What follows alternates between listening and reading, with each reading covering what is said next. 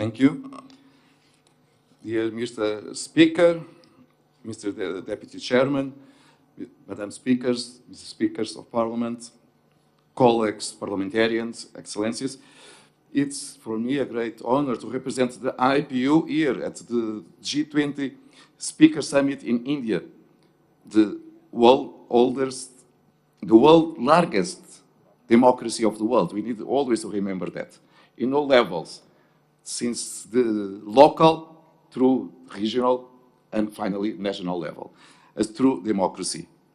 India is strongly represented at the IPU by the Lok Sabha and Rajya Sabha, which contribute both houses working together in a very close way with IPU to defend the values of democracy and the parliamentary diplomacy, and this way to service the people for peace and development through the promotion of democratic governance, institutions and values. Also, it shows the compromise of India with multilateralism, with parliamentary diplomacy, and with democracy. So, not just inside the country, but around the world. And this is one good example that I believe others should follow. I applaud also this initiative, dear colleagues, Lifestyle for Environment Life, initiative of the Prime Minister Narendra Modi, was set forth a valuable and sustainable model of global well-being. Is a call for action, as we understood very clear during the presentation. A call for action because climate change is something that is real, it's not some theoretical. Some people are believing that it does not exist, but if they feel that, please come to Pakistan and see the floods they had, or 1 month ago in Libya.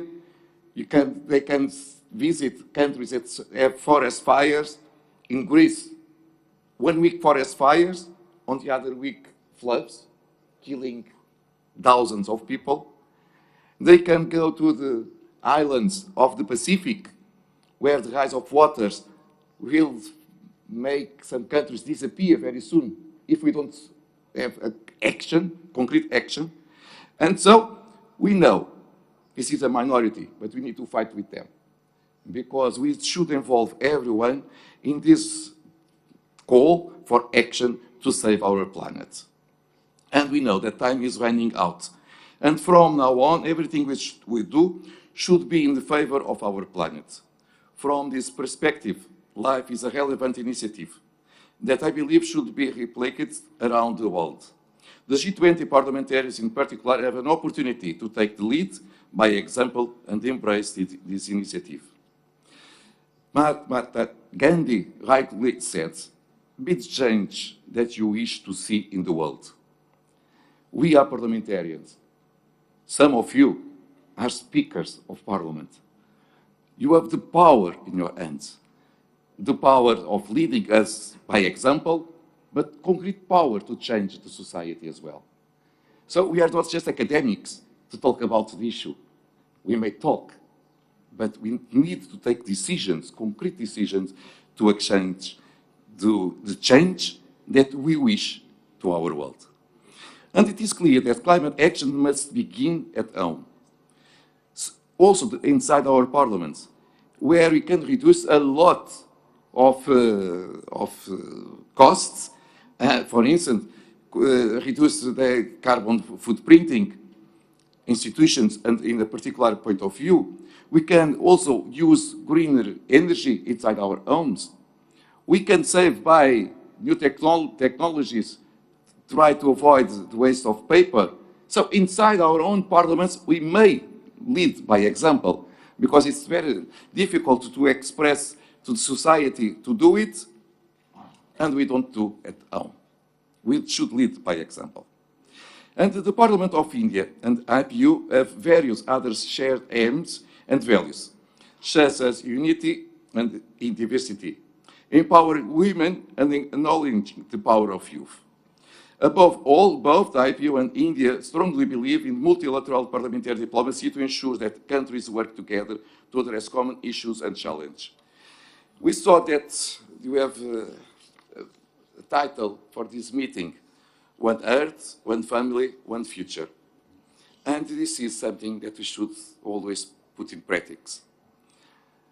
I believe that the pandemic showed to all of us how small is our world. A small virus that is impossible to see with our own eyes, one day appear somewhere in Asia, and just in a few weeks affect all of us, all countries, North and South, rich and poor, all continents, in America, in Europe, in Asia, in Africa, because we are a small world. And if you are a small world, we should work as a family to fight against all the problems of humankind. Recently, the 9th IPU Global Conference of Young Parliamentarians took place in Hanoi, Vietnam, with near 3 young parliamentarians from more than 70 countries. And they assumed a commitment to accelerating the achievement of Sustainable Development Goals, especially through digital transformation and innovation. Young MPs represent the voice of a vibrant generation, passionate about making a difference in societies and contributing to the achievement of SDGs.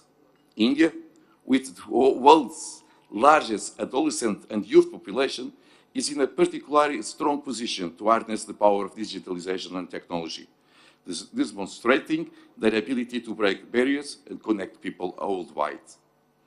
At this crucial time, when the world is witnessing the impact of climate crisis everywhere, we need to start a renewable revolution without delay. I would like to show our support to the Indian Parliament ideal, Sabka Sat, Sabka Vikas, or Sabka Vishwas, meaning, forgive me my language, but meaning together with all, development for all, and trust for all. The IPU looks forward to working with India and with all its members in driving this agenda and forward and committing to the LIFE initiative to give a new lease of life to climate action. Call for action, not tomorrow, today. Thank you for your attention.